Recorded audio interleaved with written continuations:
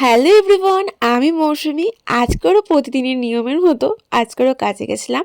কাজ থেকে বাড়ি ফিরেই মা দেখি আজকে আমাদের জন্য বানিয়েছিল ফিশ ফিঙ্গার।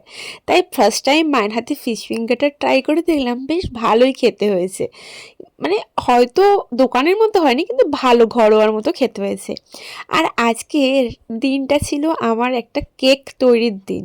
তাই কাজ থেকে এসে ঝটপট রেডি হয়ে খাওয়া দাওয়া কমপ্লিট করে এখন ঘড়ির কাঁটায় বাজে প্রায় 11:30। আমি এখন বসবো কেক বানাতে। জানো তো, আমি যা কাজ করি আমার কিন্তু সব কিছু চলে যায়, কিন্তু তা সত্ত্বেও এই যে কেকের অর্ডার নিয়ে কেক বানানোটা একটা নেশায় পরিণত হয়েছে। কারণ যখনই কেউ আমাকে বলে যে একটা কেক লাগবে, আমি কিছুতেই না বলতে পারি না। জানো তো, সকালবেলায় সেই 7টার সময় ঘুম থেকে উঠে ঝটপট রেডি হয়ে 9টার মধ্যে বাড়ি থেকে বেরিয়ে বাস ধরতে হয়। বাসে আমাকে 1 ঘন্টা ট্রাভেল করে দেন আমাকে আমার জবে যেতে হয়। ওখানে কাজ করে সারা দিন কাজ করার পর আবার 1 ঘন্টা ট্রাভেল করে আমি রাত্রির বেলা 9:30টার সময় বাড়ি ঢুকি। একটুখানি ফ্রেশ হয়েই আমি ঝটপট করে কেকের কাজ করতে বসি। ঠিক রাত্রি 2-3টে পর্যন্ত কেক বানিয়ে দেন পরের দিনকার আমি ডেলিভারি করি। এখন তোমরা অনেকেই আমাকে প্রশ্ন করতে পারো, যখন তোমার জব করেই সমস্ত নিড পূরণ হয়ে যাচ্ছে, তাহলে তুমি কেকের অর্ডার নিয়ে এত কষ্ট করে কেক কেন বানাও? জানো তো, একটা কথাই আছে, তোমার খারাপ সময় যে তোমার পাশে থাকবে তাকে কখনো ভুলে যেতে নেই।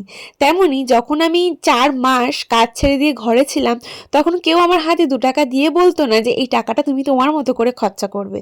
কিন্তু তখনই এই কেকের ব্যবসা থেকেই যেটুকুনি টাকা আমি পেতাম, সেটাই আমি আমার হাত খরচার কাজে লাগাতাম। তাই আমি সারা জীবনই কাজ করি আর যাই করি না কেন, আমি এই কেকের ব্যবসাটাকে সাইড বিজনেস হিসেবে রাখবই।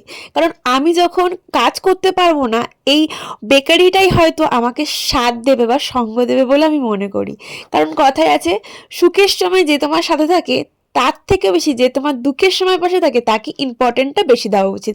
সেটা মানুষের ক্ষেত্রে হোক আর তোমার কাজের ক্ষেত্রেই হোক। তাই জন্য আমার এত কষ্ট হওয়া সত্ত্বেও আমি কিন্তু কেকের বিজনেসটাকে কিছুতেই না বলতে পারি না। তো দেখো, তোমার সাথে কথা বলতে বলতে আমার কেকটা রেডি হয়ে গেছে। যেহেতু আমি রোজটা আনতে একদম ভুলে গেছি, তাই রোজের ওখানটা ফাঁকা রয়েছে। তোমাদের সাথে অবশ্যই আমি ফাইনাল লুক শেয়ার করবো লাস্টে। আর সমস্ত কাজ কমপ্লিট করতে করতে আমার প্রচণ্ড শীত দ্বারা ব্যথা করছিল, কারণ এটা আমার একটা রোগ। দেন আমার পুরো কাজ কমপ্লিট হয়ে যায়। এখন ঘড়ি কাটায় বাজে প্রায় 1:45।